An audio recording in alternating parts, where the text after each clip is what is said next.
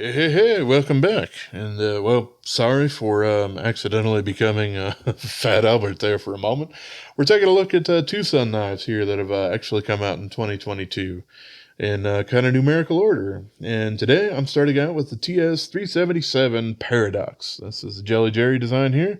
It's got the call-out pivot collar on there, but kerblam, there we go. That is an interesting blade overall. This is a little bit more of Jelly Jerry's playful, kind of futuristic look kind of knives. Seems like a lot of companies don't end up picking up on those as much as some others, but this one ended up working out quite well. It is quite thick, and it ends up being thicker than even Jelly Jerry it expected at the beginning there. But I really like a lot of stuff going on with this thing here. Front flipper, of course, which works super great. We got some nice jimping on the blade here. Nice plunge grind. That's not right up on the blade there. We have a compound grind going on this kind of drop American Tonto, but it's a little bit more cosmetic rather than having a crazy thick tip on it. So you don't really need to worry about altering your sharpening angle on either of those. It just ends up working out super great on it, which I do appreciate quite a bit. Makes my job a little bit easier with it. Pocket clip ends up working out super nice. Fairly stiff, but we got plenty of room there and nice ramp to be able to get up to there. This is a nested steel liner, but we of course do have titanium scales and then carbon fiber inlays going on with that. Yeah, super nice and comfortable in the hand. That little finger notch sort of thing going on there works out super well. At least I think it does. Works out in a lot of different grips and has a decent, not absolutely perfect for me, but a very decent way to cap my thumb over there in case I really need to bury this thing deep in something. And pocket clip has more than one attachment point. Interesting. It's into carbon fiber, so it's not the most important thing in the world, but I would love to see that happen on much more of their knives in the future. All right. Next up, we got the TS379 here. This is another collaboration sort of knife here. This is half from Mazwan Mokhtar, and the other half, well, we would have to actually disassemble it because it's on the inside. I think it's the metal Munkey with a U, or something like that. I don't know. This is another one of those Dean designs like the Suryu or the TS308 from last year, where Mazwan Mokhtar had basically taken the design and turned it into something that could actually be manufactured that TwoSun has done here. And this thing is quite interesting. We got a fairly deep hollow grind going on here, and then a bit of a thicker blade up on the tip there, so a little bit of a compound grind going on overall. It does have the call-out pivot color there. We have the information for it down here, 14C28N steel rather than D2 on this one in particular. Really like the plunge grind done on this thing. It's nowhere near the blade, and the blade is actually lower than it, so I do appreciate that quite a bit. This is definitely a bolster lock through and through here. Pocket clip is Mazwan Mokhtar derived, so it is a little bit more of a challenge to get in and out of the pocket than some others are, but there we go. We got an internal blade stop pin on this one, as you can see, because we have a little bit of a cutout there to allow it to rotate around. You can see it there. Thumb studs work well on this thing, but we also got the flipper tab on this. This is quite a bit more of an American style Tonto sort of thing with the very straight back to that reinforced tip up there. Pretty darn nice knife. It's a little bit smaller than I thought that it was going to be, even though I didn't really think that this thing was going to be an enormous knife from the pictures or anything like that.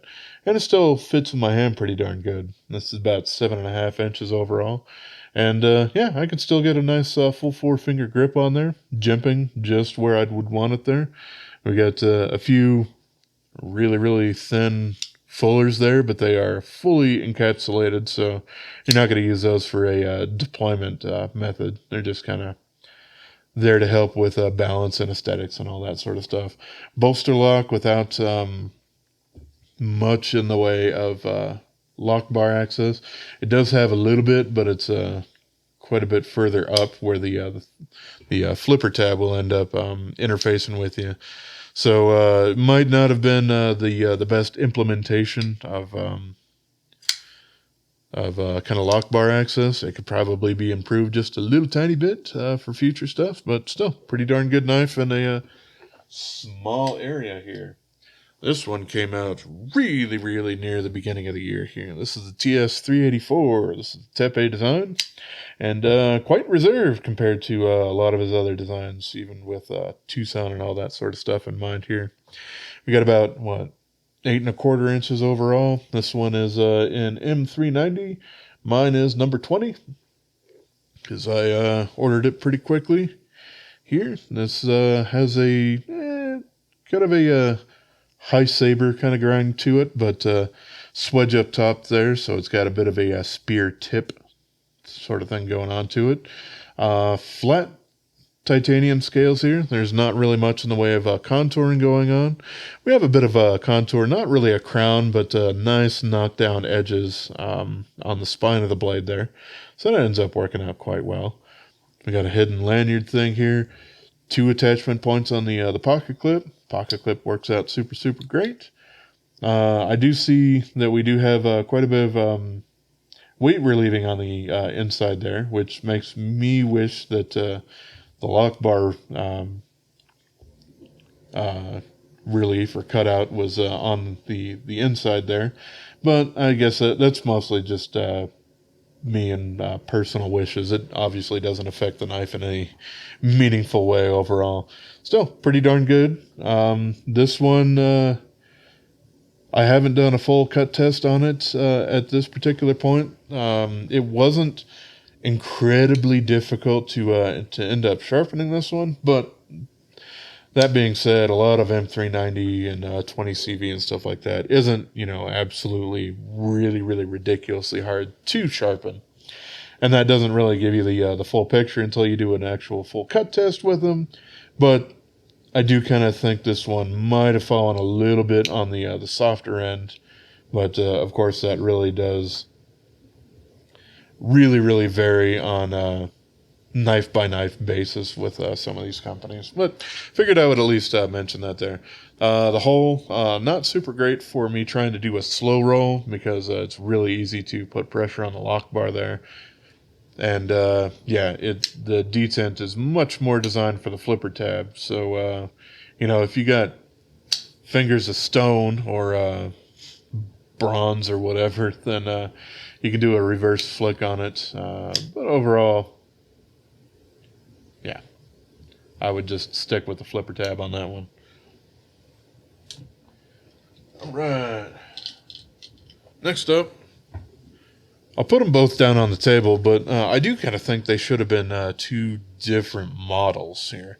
This is the 386, which was the first upgrade I ever had to a computer. I started out with an 8088.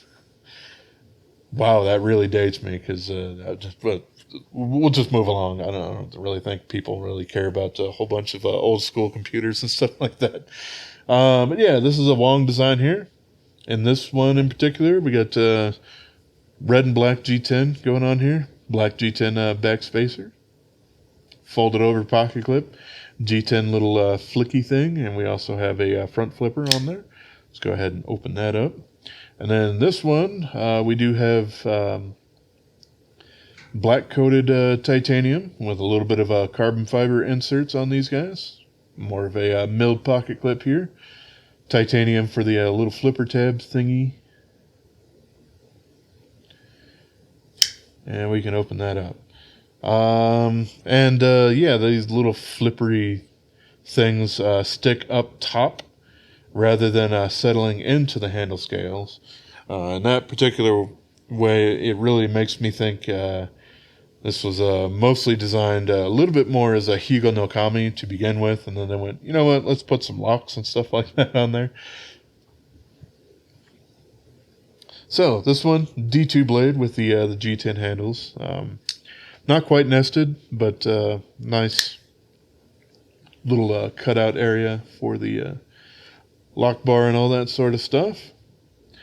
And because of that, it actually does, it's not the most comfortable to do a whole lot of cuts down onto something. If you're just using it for standard EDC sort of stuff that's not doing a lot of utility cuts, works out all right.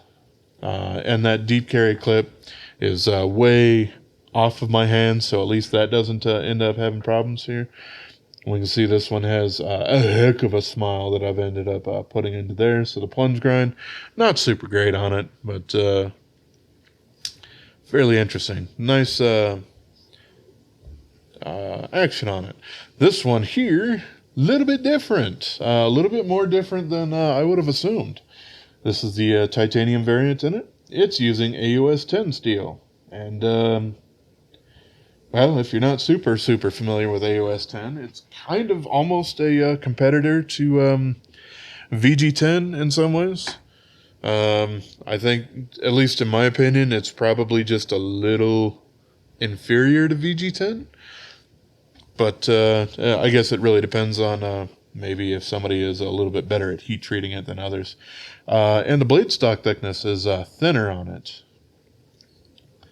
Maybe not super easy to see just side by side. But yeah, the blade stock thickness on this is a little bit less.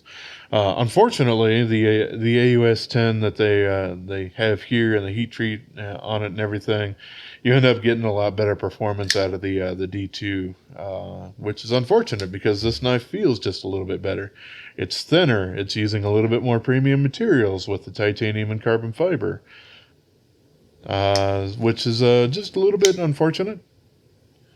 As far as the cutting geometry, they're about the same between the two of them. They both feel about the same there. I do like the knife quite a bit, and the pocket clip I do end up appreciating a little bit more than the folded over one there. But yeah, if performance is what you're looking for, then I would go with the G10 one, unfortunately, because their D2 just works out a little bit better. Next up, something that came out quite a bit longer after those two did. We got this guy here. Let's go ahead and open him up. This is a Nick Rodgers design. This is a titanium integral knife. I have the purple one here. But they also do a... they do a different color. I don't remember if it's green or if it's just sandblast, but yeah, whatever. This is about 7 1/4 inches overall, so it's not an enormous blade. Yeah, just basically right at 3 inches or so for it. M390 blade, as you would probably assume that they would do for a titanium integral. This one is quite interesting in its construction here, where essentially they've done a heck of a lot of skeletonization and weight relieving on the inside there. And you definitely have holes in there because you could remove the pocket or the show side scale to be able to get to the screw that's actually mounting the pocket clip on here, because it's mounted internally and all that sort of stuff. This thing ends up having a little bit better action than some of the other integrals out there. Not quite as smooth and buttery as the 142 here, but the blade is also quite a bit more dainty, so that probably helps out a little bit in that. But yeah, nice front flipper here. Jimping that goes over the top. It's fairly soft up top there, but it does wrap around, so there's definitely that. I really do like this thing quite a bit. It does kind of remind me a bit of a Texas toothpick kind of inspired blade design. Of course, it's much taller, but yeah, just that kind of way that it ends up tapering out a little bit there. This one is number 94 because they've numbered them. Um, yeah, I really, really do like this one for a. It's it's a nice titanium integral. It really feels super nice and solid, but they've done a heck of a lot of weight relieving on this. So for a little bit more of a summer carry, if you're looking for something super light but still quite fancy, well, there you go. There's the one for you. All right. Next one up, we got the TS390, and this kind of started the whole Keanu sort of thing here with TwoSun, and came out of the park with one that's been quite popular, even with quite a few people who haven't traditionally really liked a whole lot of TwoSuns, like Metal Complex and some other people here. We got basically 8 3/4 of an inch overall here. This is an enormous Tonto, a Tonto slash chisel hybrid. I'm going to say here, it is crazy thick up top there. But D2 blade, in this case, it's number 88. I really do like the pocket clip going on here. We have a little bit of weight relieving going on the inside of the handle scales there. It's got the call out pivot collars on there. Really large lanyard hole, which I could take it or leave it. Doesn't necessarily bother me either way. It's got jimping in a couple of different interesting locations. We got some that are really aggressive that are part of the blade, part of the handle there.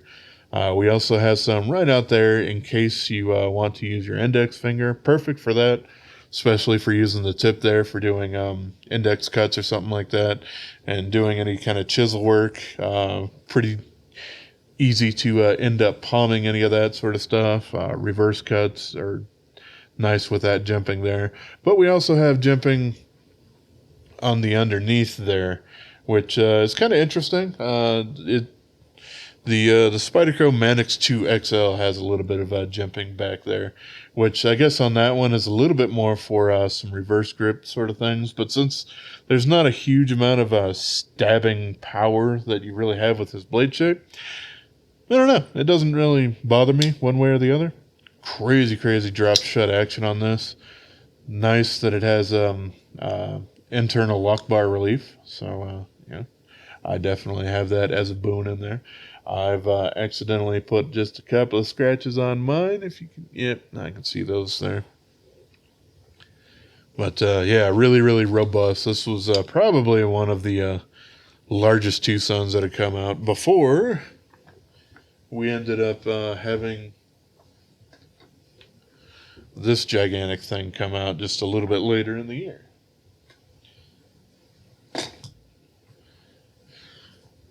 So, all right. Next few we're going to look at here are YX Designs, or Jan Xanadu, who does some decent design work, but these are probably not their best works, unfortunately. I was kind of excited with them because, it's always nice when TwoSun does actually come out with some budget models that are pretty good. And these are a little weird, but this is the first one. It's the TS391 here. Got about 8.5 inches overall. Fairly blocky. The micarta on this is reminds me a lot of Civivi's. Not a whole lot of texture going on there. Kind of feels like dried Play-Doh a little bit. We do have a lot of nice lock bar access though, and yeah, it's not absolutely terrible. A little drop point kind of blade going on there.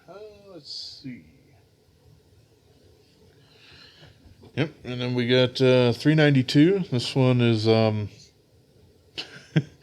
it's a little bit different.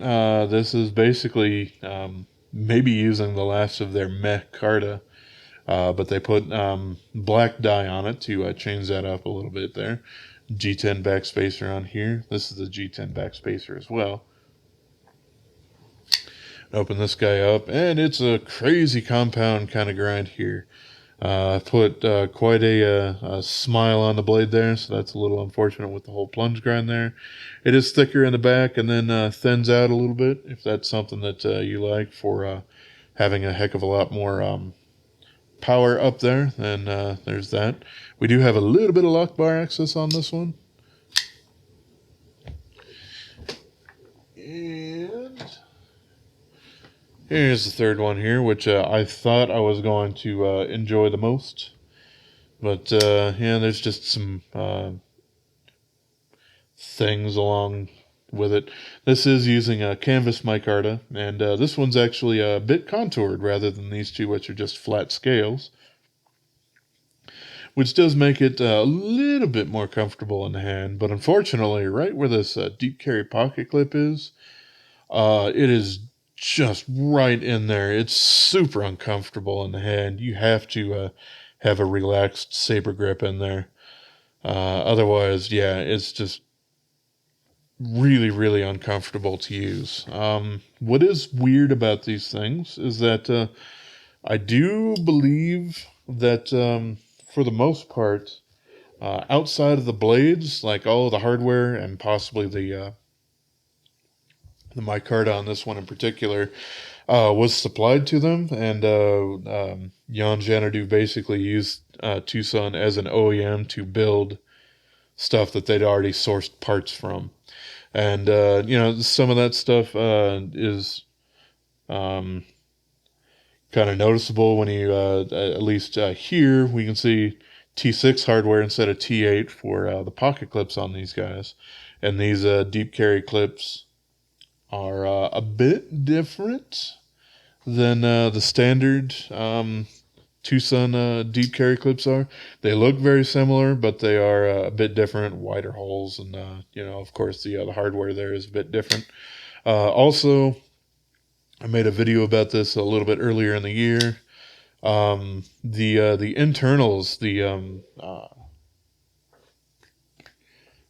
bearings and stuff like that. One of them is normal for TwoSun, and the other two are non-standard, which means you couldn't swap out those bearings or anything like that with other TwoSun models. And of course, this also has most of these have highly polished liners on them, which TwoSun really doesn't do, but a lot of other OEMs, especially Chinese ones, end up doing quite a bit of that. So I do think that these are kind of a hybrid, and the blades are definitely from TwoSun, but I do think a lot of the hardware probably isn't.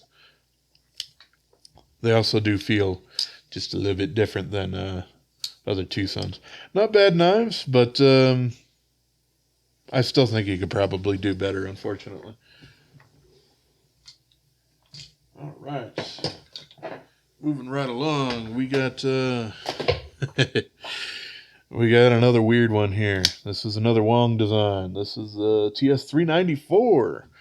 This has G10 handles, or G10 onlays, and then titanium subframe lock in this particular instance here.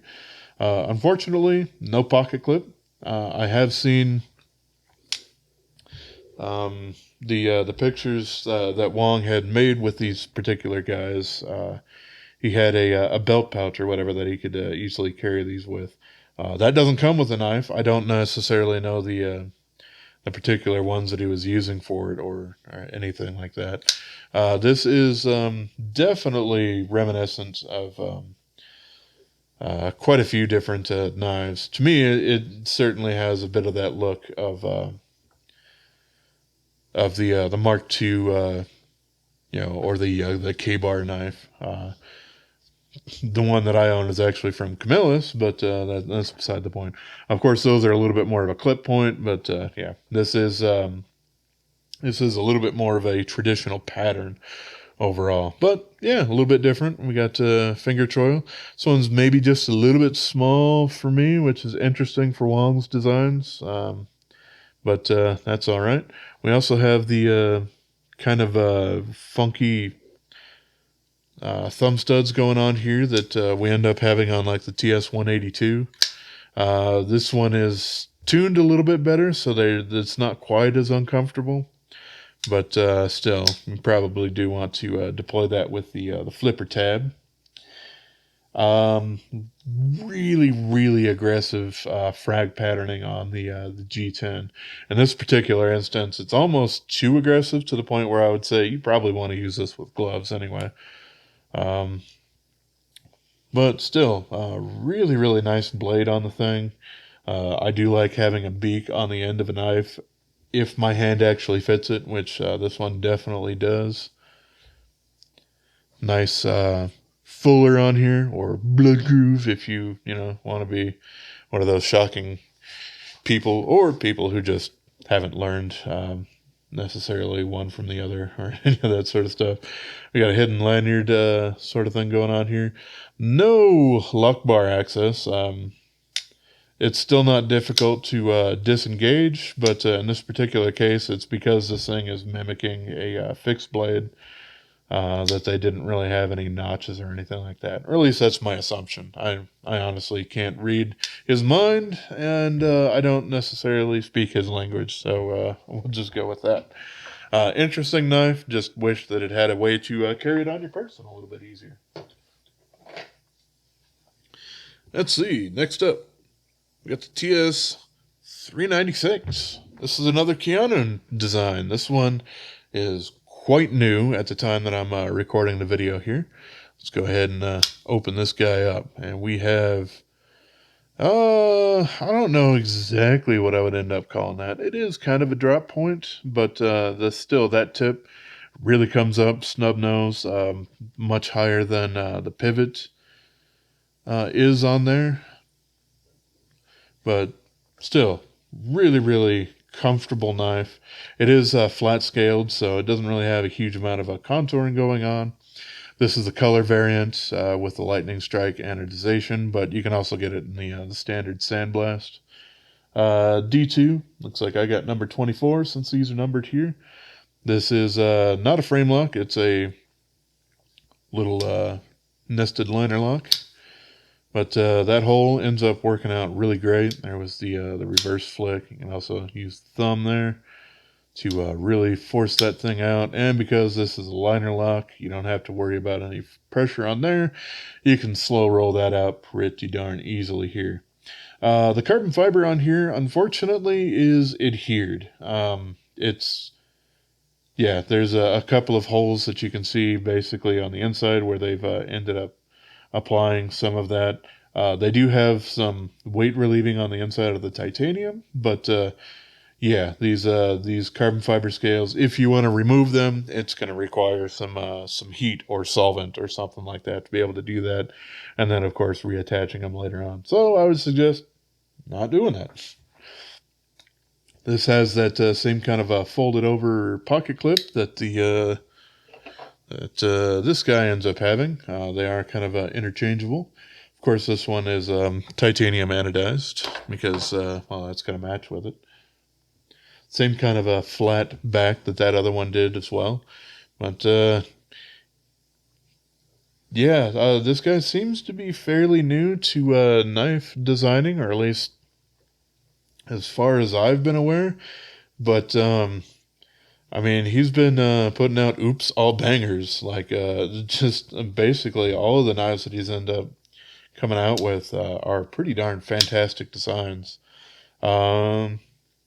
I think he's also planning on working a bit with Trevisa in the coming year in 2023. At least that's what they have listed on the website, which means they're in talks with a particular model. Not sure, but the guy is, I think, located in San Diego. I think so, yeah. Either way, that's not super important one way or the other, but it is what it is. All right, and also have, sorry, the chair's fighting with me here. We got the TS398 here. This is a new button lock from NightMorning here. Interesting that we have the contoured little punch out here in the micarta rather than it just being fully internal to that. This is using their newer canvas micarta. It's not their micarta, even though it kind of looks a little rough around the edges here. It is kind of their newer stuff here. This, of course, is a budget model, so it's got their folded over deep carry clip going on here. This one does have quite a bit of similarities to the 313. Let's see if I can't find it. Of course, it's way down here. There we are. Which, yeah, this was super popular at the beginning of last year. But very, very similar as far as blade, kind of a overall shape with it. You know, it's a little bit different in that it's not, you know, a hollow ground, compound grind sort of thing. But as far as the actual profile of the blade, very, very similar in shape and stuff like that, and handle as well. And even down to the same problem that people have had with the original of the tip being fairly exposed there. This one also has that same problem, which kind of makes me think that this was initially designed to be the budget version of the 313 here, but I guess it deviated just enough that they decided that they wanted to change it up. But at least this one doesn't have the call-out pivot collar on there for those that don't like that. And of course, this one is in D2. It's not M390 since it's more of a budget offering there. So that brings me to the end of what's actually come out this year. There's a knife. I think there's a couple of them. I think there's the someone in the 400 series and one in the 500 series, and I think it was like 401 and 500, or maybe vice versa or whatever, that I've purchased because they've shown as being available, but it's going to get here nowhere near by the end of the year. So I'm going to consider them a release in 2023. So that is basically it. There was a couple of funky kitchen knife kind of releases that happened halfway through the year. One of them that also used AUS 10, like that TS386 that we talked about.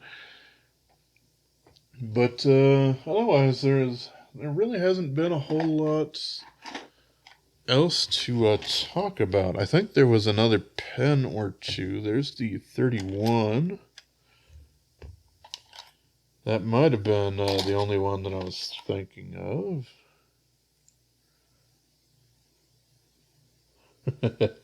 Yeah, that might be in there too. I really don't remember. A lot of them I have labeled, but apparently not absolutely all of them.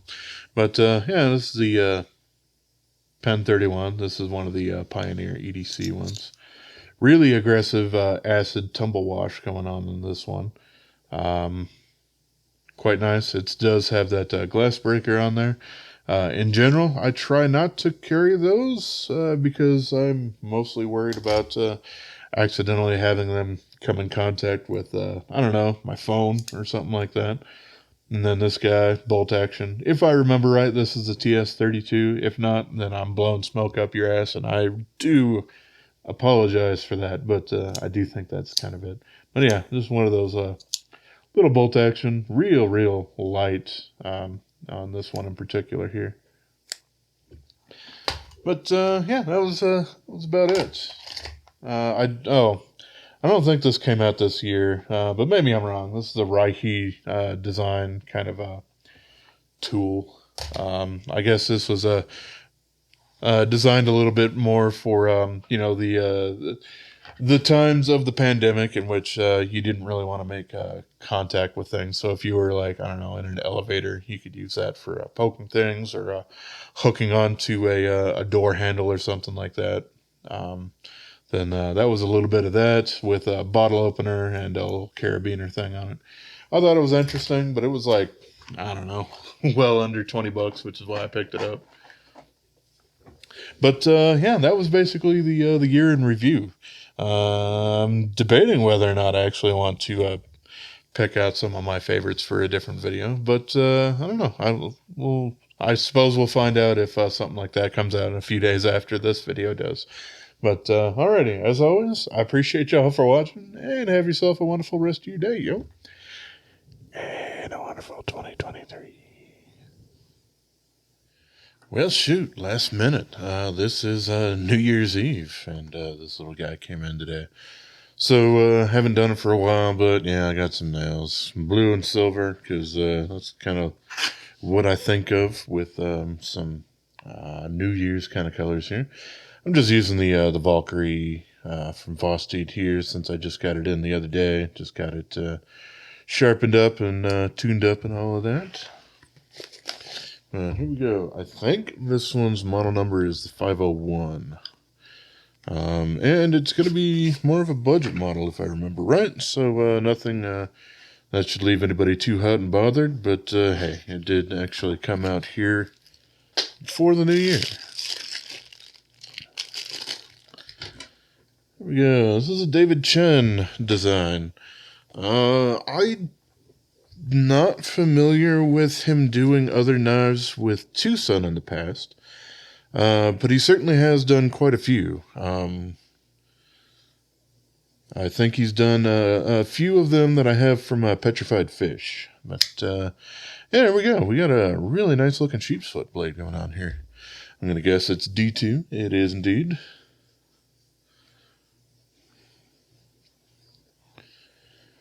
We got what everyone's going to end up calling gray and black, but it's the more blue instead of a standard or a slate gray sort of a thing going on there. And I think that might have been the only color variant. However, most knives like this, I usually see two-tone having a green G10 variant of it as well. So it's possible that might come out as well. I'm not quite sure. But decent action out of the box. I can get it probably just a little bit better. But yeah, all sorts of nice. It does have that their standard deep carry clip with the button screws there. But we are T8 all the way around, so that's all good. And interesting that they actually put his logo on the pocket clips, which is what he does on other companies. But, you know, this is just their standard deep carry pocket clip. But, yeah, nice carry. Pretty decent in the hand. We got some contouring going on. Just a few little channels or fullers in there for some visual flair.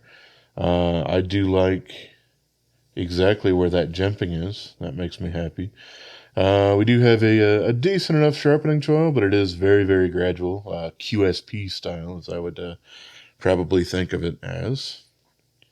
But really, really useful sheep's foot kind of blade.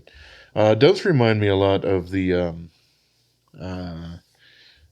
fixed blade sheep's foot thing, but that was done by another Chinese designer. I think they go by the name Jipo.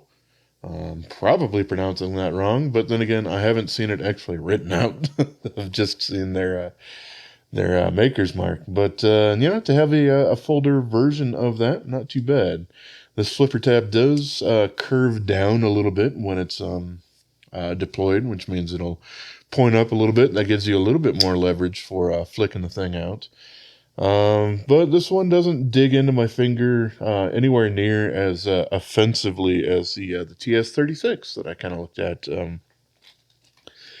that just recently came out as well. Which for this thing, I'm actually super happy. It's been probably quite a while since we've had a really good budget model from TwoSun coming out. We have had some other budget models in the year from YX Design or Yan Xanadu, but all three of them were pretty funky and weren't really my cup of tea. But hey, they were at least like $30 a piece, so it didn't hurt the bank all that much to be able to pick them up. This one, I don't remember. It might be pushing like 42 or something like that. I could be wrong, but also when it does hit stateside, probably on like White Mountain Knives or something like that, it might be a little bit cheaper with the discount code there. But still, I'm definitely liking what I'm seeing here. This does give me a lot of those vibes of the NightMorning and Wong designs that a lot of people have said are a really, really good workhorse there. Nice full flat grind. Maybe just a tiny bit more robust right behind the shoulder there than you would get from a couple others that have a little bit of the tall blade shape like this, but still nowhere near bad. Yeah, still a very, very nice overall geometry that you can end up using. It'll just be a little tiny bit more on the robust side, but yeah, this thing is great. And or if this is either closing out the year or starting the new year for TwoSun, it's a pretty darn good model overall, I do have to say. I have seen a TS400 listed, but so far there's only been one up on eBay, and I don't even think the auction is over with yet. But when that becomes available, I'll pick that one up too. If I remember right, that one's also a little bit more budget in mind, but it's not from David Chen, it's from somebody else. I don't really have the full deets on that yet, so I'll just say that's something that I see coming out in the near future. But alrighty, as always, I appreciate y'all for watching, and have yourself a wonderful rest of your day, yo. Subscribe.